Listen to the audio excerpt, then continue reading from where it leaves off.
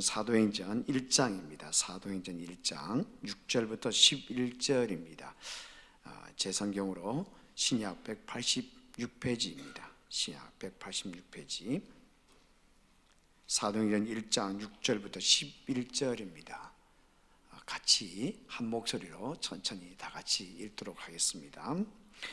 그들이 모였을 때에 예수께 여짜오되 주께서 이스라엘 나라를 회복하심이 이때니까 하니 이르시되 때와 시기는 아버지께서 자기 고난에 두셨으니 너희가 알 바 아니요 오직 성령이 너희에게 임하시면 너희가 권능을 받고 예루살렘과 온 유대와 사마리아와 땅끝까지 이르러 내 증인이 되리라 하시니라.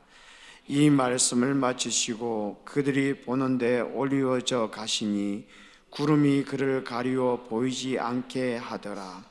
올라가실 때에 제자들이 자세히 하늘을 쳐다보고 있는데 흰옷 입은 두 사람이 그들 곁에 서서 이르되 갈릴리 사람들아 어찌하여 서서 하늘을 쳐다보느냐.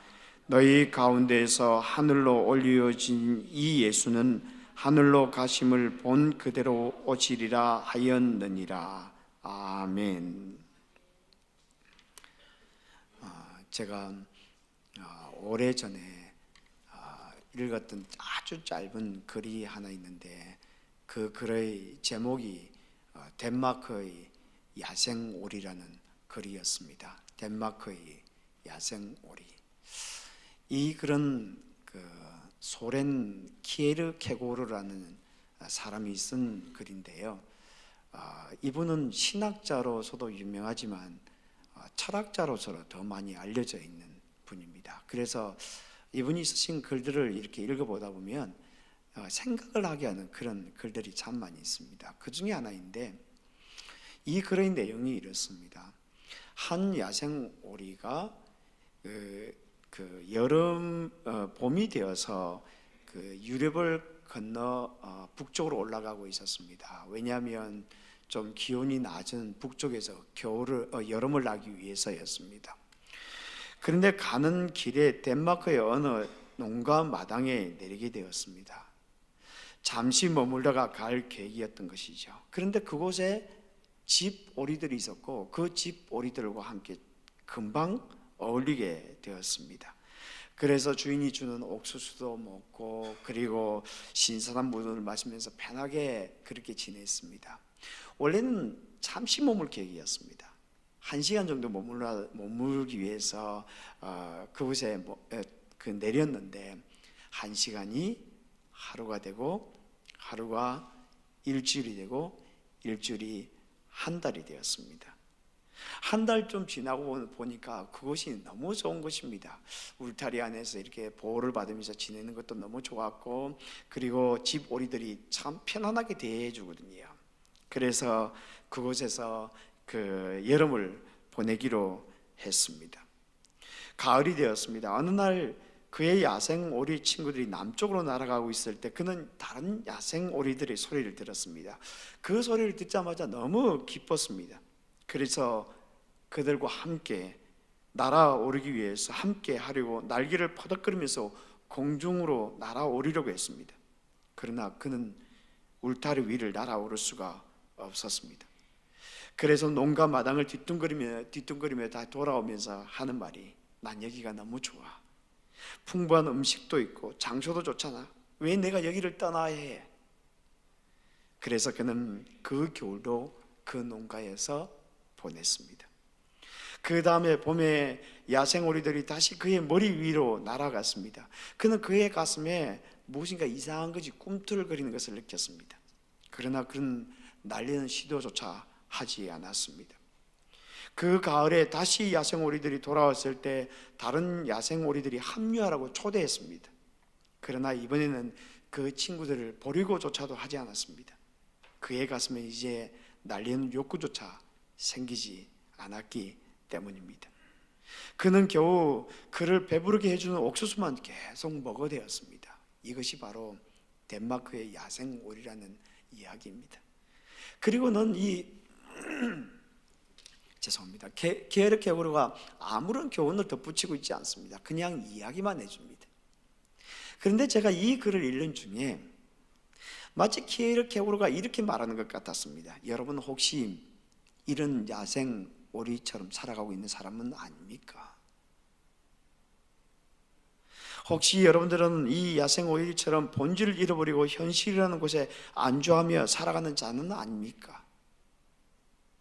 그렇다면 여러분들이 회복해야 할 본질은 무엇이고, 그리고 여러분들이 회복해야 할 열정은 무엇입니까? 그렇게 말하는 것 같았습니다.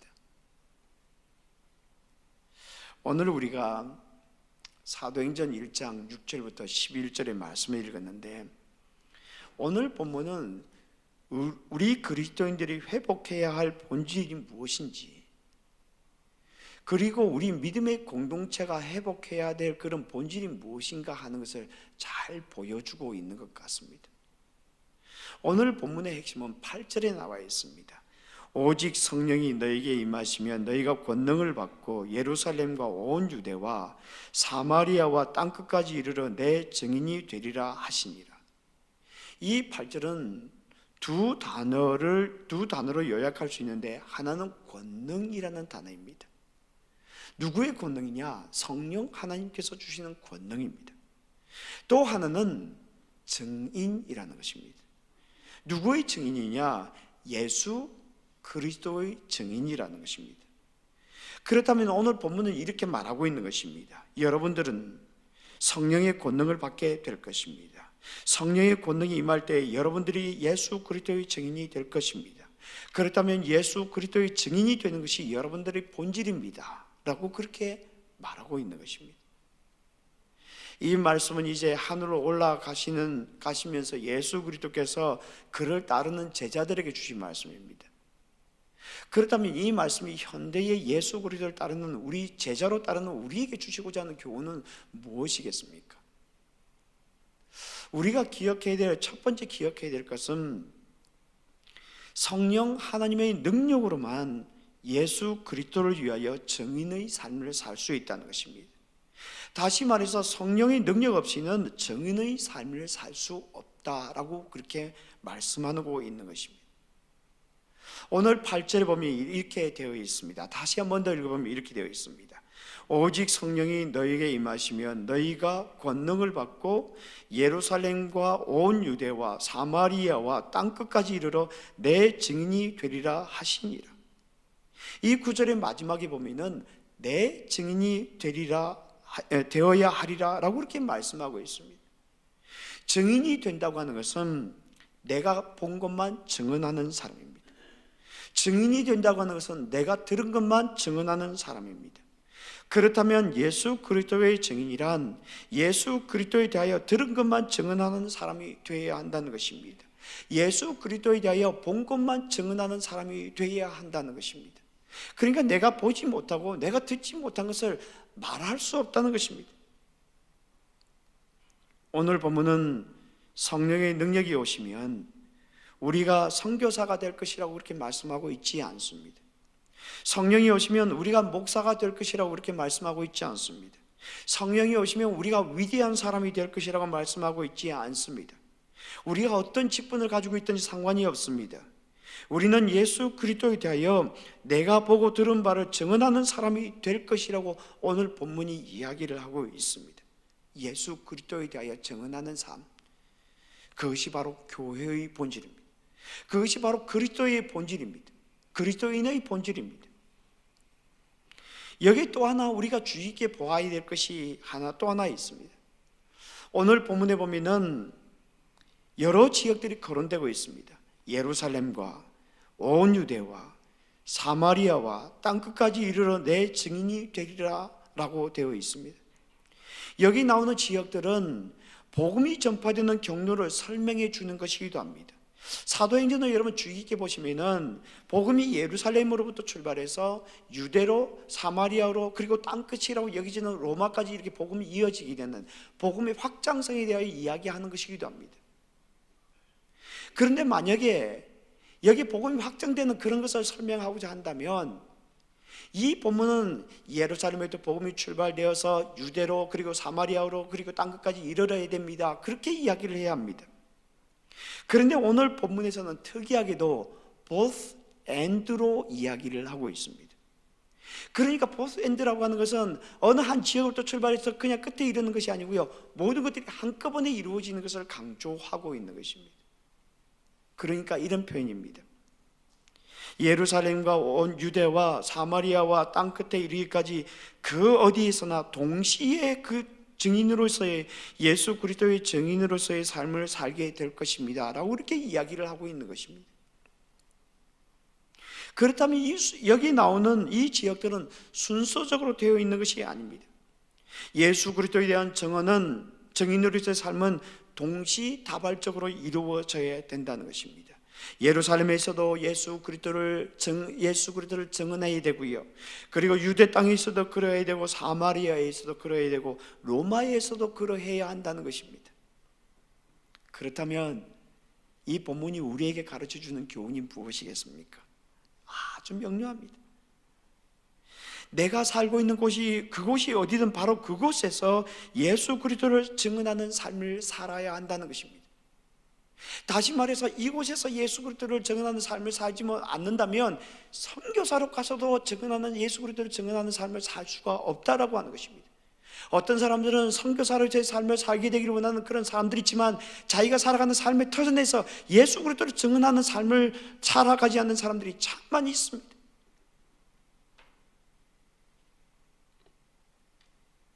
하나님께서 우리에게 원하시는 것은 무엇이겠습니까? 하나님께서 나를 직장인으로서의 삶으로 부르셨다면 내가 일하는 바로 그 직장에서 예수 그리스도의 증언자로서의 삶을 살아내어야 한다는 것입니다. 하나님께서 나를 사업하는 일을 부르셨다면 내가 사업하는 그곳에서 예수 그리스도를 증언하는 자로서의 삶을 살아내어야 한다는 것입니다. 정직해야 하고요, 그리고 사람들에게, 종업원들에게 정당하게 대우해줘야 되는 것입니다. 그것이 바로 예수 그리스도의 증언자로서의 삶을 살아가는 것입니다. 하나님께서 가정을 섬기도록 우리를 부르셨다면 바로 그 가정에서 예수 그리스도의 증언자로서의 삶을 살아내야 한다는 것입니다. 하나님께서 나를 선교사로 부르셨다면 바로 그것이 내가 예수 그리스도의 증언자로서의 삶을 살아내야 하는 장소인 것입니다.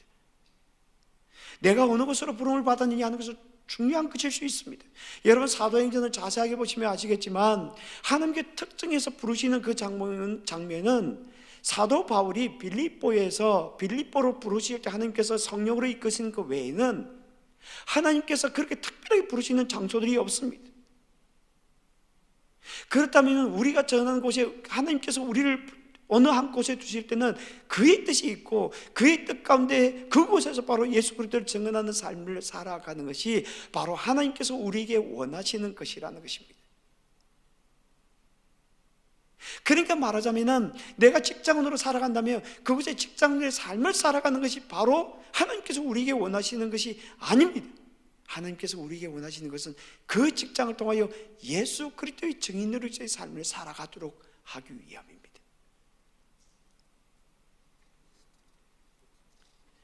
이번 5월 5일에 저희들이 전도 축제를 하게 될 것입니다. 교회 전체가 함께 참여하게 될 것입니다. 유치부, 그리고 어린이 부서, 그리고 청소년, 그리고 우리 KM, EM 모두가 함께 참여하게 될 것입니다. 그 행사의 이름이 Bring a Friend입니다. 그러니까 한 가정당 최소한 한 사람 이상씩 초청하는 날입니다. 그 대상은 예수를 믿지 않는 사람, 지금 다른 교회에서 예배를 교회 다니는 사람이 아니고요, 지금 예수를 믿지 않는 사람들, 또는 예수를 믿다가 낙심하여 교회를 다니고 있지 않는 사람들, 그분들을 모시고 와서 함께 예배 드리는 날입니다. 그날은 저희들이 예배를 잘 준비하고, 그리고 특별히 함께 교제할 수 있는 그런 잔치하는 날로 만들어 나갈 것입니다. 여러분, 지금부터 기도로 시작해 주시길 바랍니다. 그리고 전도하려고 하는 사람에게 정성을 쏟아부어 주십시오. 그 사람을 전도할 대상자라고 생각하지 마시고 그냥 사랑을 쏟아부어 주십시오. 우리가 전도할 대상자로 생각하고 그 사람에게 사랑을 쏟아부어주면 그 사람도 다 압니다. 저 목적을 가지고 저렇게 하는구나. 다 압니다. 그냥 사랑을 부어주십시오. 그리고 나중에 이런 행사가 있는데 함께 교회 가보지 않겠느냐고 그렇게 초청해 보십시오. 혹시 초청에 응하지 않는다 하더라도 괜찮습니다. 여러분의 사랑이 그 가슴속에 씨앗이 맺혀지게 된다면 그것으로 충분한 것입니다. 우리가 이 행사를 해야 하는 이유는 딱 하나입니다. 예수 그리스도의 증인으로서의 삶을 살자는 것입니다. 여러분, 목사도 마찬가지입니다. 목사도 우리가 예수 그리스도 목사 자체이기 때문에 우리가 이곳에서 사역을 하고 있는 것이 아니고요, 예수 그리스도의 증인으로서의 삶을 살아가야 하기 때문에 목사의 직분을 감당하고 있는 것입니다. 그런데 오늘 본문은 왜 예수 그리스도의 권능을 이렇게 강조할까요? 그냥 가서 예수 그리스도의 증언자가 되라고 명령하면 되는데 왜 성령 하나님이 오셔야 하고 왜 성령 하나님의 능력을 받아야 한다고 그렇게 강조하고 있을까요? 단적으로 말하자면 성령 하나님의 능력이 있어야 예수 그리스도가 입에서 나옵니다. 성령 하나님의 능력이 있어야 예수 그리스도를 담대하게 증언하는 사람이 되고요, 성령 하나님의 능력이 있어야 예수 그리스도를 올바르게 이해할 수 있기 때문입니다. 여러분, 우리 가슴에 무엇이 있느냐가 여러분 나오지 않습니까? 여러분의 가슴에 모였을 때 그 구역의 영적인 상태를 알려면 그 구역에 모였을 때 무슨 대화를 하는지 보면 금방 알 수가 있습니다. 그 가운데 어떤 사람이 열정이 골프에 있다면 골프 이야기가 나올 것입니다. 그 중에 어떤 사람이 자전거 타는 일에 더 열정이 있다면 그 이야기가 나오게 될 것입니다.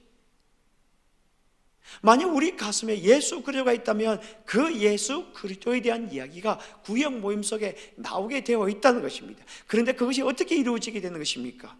성령 하나님의 능력을 통해서만 나타나는 것입니다. 6절, 7절, 오늘 8절의 그 앞부분에 보면 이렇게 되어 있습니다. 그들이 모였을 때에 예수께 여쭈어 이르되 주께서 이스라엘 나라를 회복하심이 이때니까 하니 이르시되 때와 시기는 아버지께서 자기의 권한에 주셨으니 너희의 할 바 아니요. 예수님께서 이제 성천하실 때가 되었습니다. 그때 제자들이 모였을 때 이렇게 묻습니다. 주께서 이스라엘 나라를 회복하심이 이때니까, 이제 때가 된 것입니까? 예수님의 제자들은 3년 동안 예수 그리스도의 가르침을 받았습니다.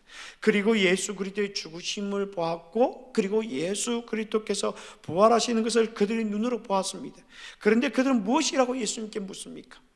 이스라엘 나라를 회복하시면 이때니까, 이스라엘 나라를 회복하시면 이때니까. 그들이 관심사는 세상이었습니다. 그들이 관심사는 세상의 권력이었습니다. 그런데 사도행전 2장에 보면 사도 베드로의 설교가 나오고 있는데, 오순절 성령이 임하였을 때 그때 많은 사람들이 모였는데 그때 사도 베드로가 일어나서 설교를 하게 됩니다. 그런데 그 설교를 듣고 3,000명이나, 남자만 3,000명이나 되는 사람들이 예수를 믿게 되었습니다.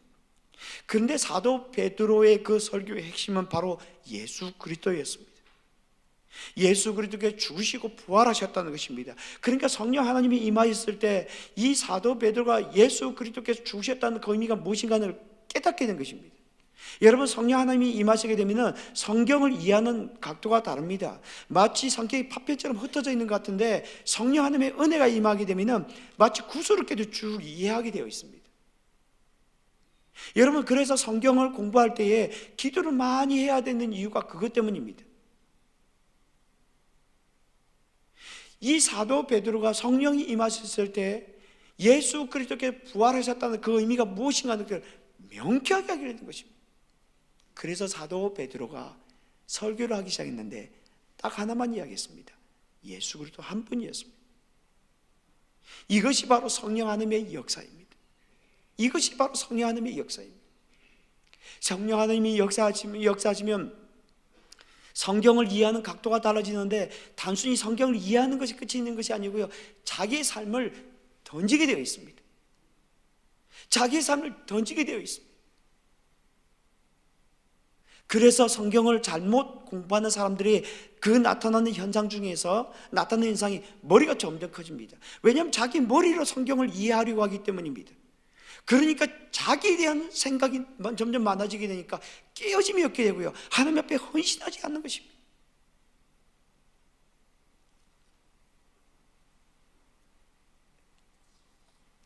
루비 캔드릭이라는 그 선교사님이 계십니다. 이분은 한국 초대 교회의 선교사로서 활동했던 분인데, 이분이 1907년 텍사스 어느 한 교회에 파송을 받아서 한국 선교사로 나갔습니다. 그런데 한국어를 배우는 중에 급성 맹장염에 걸려서 수술을 했지만 회복이 되지 못하고 세상을 떠났습니다. 그러니까 한국에 도착한 지 9개월 만에 세상을 떠난 것입니다. 그때가 이 여성이 25살이었습니다. 그런데 선교사님께서 세상을 떠나시기 전에 부모님에게 편지를 보냈습니다. 그 편지의 내용이 이것입니다. 이곳 조선 땅에 오기 전 집들에 심었던 꽃들이 활짝 피어났다는 소식을 들었을 때 하루 종일 집 생각만 했습니다. 이곳은 참 아름다운 곳입니다. 모두들 하나님을 닮은 사람들 같습니다. 선한 마음과 복음에 대한 열정으로 보아 아마 몇십 년이 지나면 이곳은 주님의 사랑이 넘치는 곳이 될 것 같습니다. 복음을 듣기 위해 20km를 맨발로 걸어오는 어린아이들을 보았을 때 그들 안에 있는 하나님의 사랑 때문에 오히려 위로를 받습니다. 그러나 한편에서는 탄압이 점점 심해지고 있습니다. 그저께는 주님을 영접한 지 일주일도 안 된 서너 명이 끌려가 순교했고, 토마스 선교사와 제임스 선교사도 순교했습니다. 선교본부에서는 철수하라고 지시했지만 대부분의 선교사들은 그들이 전도한 조선인들과 아직도 숨어서 예배를 드리고 있습니다. 그들은 모두가 순교할 작정인가 봅니다.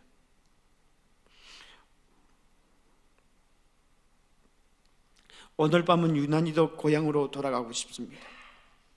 외국인을 죽이고 기독교를 증오한다는 소문 때문에 부두에서 저를 끝까지 말리셨던 어머니의 얼굴이 자꾸 제 눈앞에 어른거립니다. 아버지, 어머니,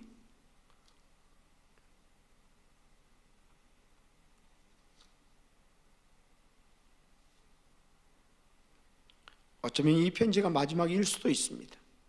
제가 이곳에 오기 전 뒤뜰에 심었던 한 알의 씨앗으로 인해 이제 내년이면 온 동네가 꽃으로 가득하겠죠. 그리고 또 다른 씨앗을 만들어내겠죠. 저는 이곳에 작은 씨앗이 되기로 결심했습니다. 제가 씨앗이 되어 이 땅에 묻히게 되었을 때 아마 하나님의 시간이 되면 조선 땅에는 많은 꽃들이 피고 그들도 여러 나라에서 씨앗이 될 것입니다. 저는 이 땅에 저의 심장을 묻겠습니다. 바로 이것은 조선에 대한 제 열정이 아니라 하나님께서 조선을 향한 열정이라는 것을 알게 되었습니다. 어머니, 아버지 사랑합니다. 그래서 이분이 세상을 떠나지고 나서 양화진 그 선교사 묘지에 묻혔는데, 그 묘비 글씨가 새겨져 있는데 이렇게 되어 있습니다. 내게 1000개의 생명이 주어진다면 그 모든 생명을 조선을 위해 바치리라.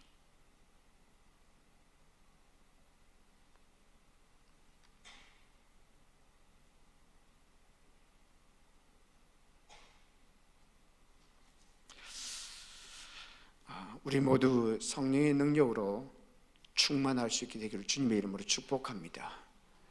그래야만 우리가 예수 그리스도를 올바르게 이해하고 그리고 그분을 따라 살아나가는 삶을 살 수 있게 되기 때문입니다. 성령의 능력을 받고 또 받게 되기를 바랍니다. 그래야만 우리가 예수 그리스도를 증언하는 삶을 올바르게 살아갈 수 있기 때문입니다. 성령의 능력으로 예수 그리스도를 우리의 삶 속에서 증언하는 복된 삶을 살아가는 저와 여러분이 되기를 주님의 이름으로 축복합니다. 두 번째로 우리가 기억해야 될 것은 기쁨의 삶이 있어야 예수 그리스도를 위하여 증인으로서의 삶을 살 수 있다는 것입니다. 어떤 기쁨이냐? 부활하신 예수 그리스도께서 우리에게 주시는 기쁨입니다. 예수님께서 증인의 삶을 살라고 이렇게 말씀하신 후에 나오는 그 다음에 오늘 나오는 본문이 그리고 증인의 삶을 살라고 나신 후에 예수님께서 성천하시는 내용이 나오고 있습니다. 그런데 이 말씀은 누가복음의 말씀과 함께 이해해야 합니다. 왜냐하면 이 누가복음과 사도행전은 한 사람이 썼기 때문입니다. 누가가 썼는데, 그래서 누가복음의 마지막에 성천하시는 내용이 나오고, 그리고 사도행전에서 다시 성천하신 내용이 또다시 반복이 되고 있습니다. 그런데 누가복음 24장 50절부터 53절 그 부분에 보면 예수님의 성천에 대하여 이렇게 이야기를 하고 있습니다. 예수께서 그들을 데리고 베다니 앞까지 나가사 손을 들어 그들에게 축복하시더니 축복하실 때 그들을 떠나 하늘로 올려지시니 그들이 그에게 경배하고 큰 기쁨으로 예루살렘에 돌아가 늘 성전에서 하나님을 찬송하니라. 예수님께서 하늘로 올라가실 때에 이제 남아서 자신을 위하여 증인의 삶을 살아갈 그 제자들을 축복하셨습니다. 어떤 내용으로 축복하셨는지 거기서는 내용은 나오고 있지 않습니다. 그런데 그 다음에 나오는 제자들의 그 행동이 참 특이합니다. 제자들이 예수님께서 성천하시고 나서 예루살렘을 돌아가게 됐는데, 예루살렘으로 돌아갈 때 기쁨으로 예루살렘으로 돌아갔다, 이렇게 이야기를 하고 있습니다. 그냥 기뻐한 것이 아니었고요, 크게 기뻐하였다. 그리고 그들은 예루살렘에서 이 성전에서 하나님을, 예루살렘 성전에서 하나님을 찬송하였는데, 그냥 찬송한 것이 아니고요, 늘 찬송했다, 이렇게 이야기를 하고 있습니다. 분명히 예수 그리스도는 성전에서 하늘로 올라가셨지 않습니까? 그런데 왜 이 떠난다는 것은 슬픈 일입니다. 그런데 왜 그들이 기뻐하고 그렇게 찬송했을까요? 단적으로 표현하자면 그들은 예수 그리스도께서 그들과 함께 하신다는 것을 알게 되었기 때문입니다. 어떻게 그것을 알게 되었을까요? 예수 그리스도께서 부활하셨기 때문입니다. 그리고 부활하신 예수 그리스도께서 제자들과 함께 있겠다고 약속하셨기 때문입니다. 그래서 마태복음 28장 19절과 20절에서 이렇게 말씀하고 있습니다. 그러므로 너희는 가서 모든 민족을 제자로 삼아 아버지와 아들과 성령의 이름으로 세례를 베풀고 내가 너희에게 분부한 모든 것을 가르쳐 지키게 하라. 볼지어다 내가 세상 끝날까지 너희와 항상 함께 있으리라. 볼지어다 내가 세상 끝날까지 너희와 항상 함께 있으리라. 혹시 우리들 가운데 낙심되는 마음을 가지고 살아가는 분들이 있습니까? 결코 낙심하지 않게 되기를 바랍니다. 왜냐하면 부활하신 예수님께서 우리와 함께 계시기 때문입니다. 혹시 우리들 가운데 삶에 지쳐서 그만두고 싶은 그런 분들이 있습니까? 문제에서 벗어나려고 애를 쓰지 마십시오. 부활하신 예수 그리스도 안에 머물러 있게 되기를 바랍니다. 왜냐하면 예수님은 우리와 함께 하시며 기쁨을 우리의 삶에 부어주시는 분이기 때문입니다. 어떤 여성의 간증을 제가 한번 들은 바가 있었는데, 이분이 이런 말씀을 하셨습니다. 이분이 어린 시절에 화장실에 갇힌 적이 있었다고 합니다. 화장실에 들어갔다 나오려고 하는데 웬일인지 문이 열리지 않았습니다. 아무리 애를 써도 요지부동이었습니다. 갑자기 겁에 질린 아이는 울음을 터뜨렸습니다. 그리고 큰 소리로 아빠를 불렀습니다. 아이의 외침에 놀란 아빠가 황급히 뛰어 들어왔습니다. 아무리 애를 써도 밖에서 화장실 문이 열리지 않았습니다. 결국 아빠는 화장실 벽 위쪽에 나 있는 작은 환기통 창문이 있는 것을 보았습니다. 그 창문을 통해서 간신히 안으로 들어갔습니다. 그리고 놀란 아이를 품에 꼭 안아주며 말했습니다. 얘야, 아빠다. 아빠가 있으니 이제 염려 마렴. 얘야, 아빠다. 아빠가 있으니 이제 염려하지 마렴. 그런데 이 아이가 장성해서 혹독한 시련기를 맞이했습니다. 사면초가인 자신의 처지가 마치 어릴 적 화장실에 갇혀있던 모습과 흡사했습니다. 그는 주님을 향해 꽉 막힌 인생의 문을 열어달라고 눈물로 그렇게 간청했습니다. 얼마를 기도드렸을까? 환상 중에 주님이 그를 찾아오셨습니다. 그리고 옛날 자신을 구해준 아빠처럼 그를 안아주면서 말씀하셨습니다. 얘야, 나다. 내가 있으니 이제 걱정하지 마렴. 그러자 이 여자분이 그렇게 하나님 앞에 소리쳤습니다. 아니, 그런 것 말고요, 저 꽉 닫힌 문 좀 열어주세요. 그때 주님께서 다시 말씀하셨습니다. 얘야, 걱정하지 마라. 내가 너와 함께 있단다. 그래도 이분은 그게 아니라면서 닫힌 문을 좀 열어달라고 막 계속해서 울부짖었습니다. 그런데 주님께서 똑같은 대답을 하셨습니다. 그 순간 이 여인이 정신이 번쩍 들었습니다. 주님을 믿는다고 하면서 주님을 망각한 채 자기 욕망의 문에만 매달려 있는 자신의 미련함을 보았습니다. 그리고 어떤 환경 속에서도 자신과 함께 계시는 주님을 의식하며 주님과 동행하는 것보다 더 귀한 삶이 없음을 그제야 뼈저리게 느꼈다고 그렇게 말씀하셨습니다. 요한복음 15장 9절과 11절에서 이렇게 말씀하고 있습니다. 아버지께서 나를 사랑하신 것 같이 나도 너희를 사랑하였으니 나의 사랑 안에 거하라. 내가 이것을 너희에게 이름은 내 기쁨이 너희 안에 있어 너희 기쁨을 충만하게 하려 함이라. 내 기쁨이 너희 안에 있어 너희 기쁨을 충만하게 하려 함이라. 오늘 보면 사도행전 1장 8절에서 이렇게 말씀하고 있습니다. 오직 성령이 너희에게 임하시면 너희가 권능을 받고 예루살렘과 온 유대와 사마리아와 땅끝까지 이르러 내 증인이 되리라 하시니라. 우리에게 증인의 삶을 살라고 말씀하고 있습니다. 누구를 증인하는 누구의 증인입니까? 예수 그리스도의 증인으로서의 삶입니다. 어떻게 그런 삶을 살아갈 수 있습니까? 성령 하나님의 능력으로 그런 삶을 살아갈 수 있습니다. 그리고 부활하신 예수 그리스도의 기쁨으로 그런 삶을 살아갈 수 있습니다.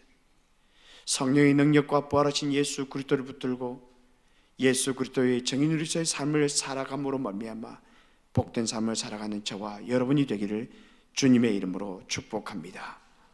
같이 기도하겠습니다.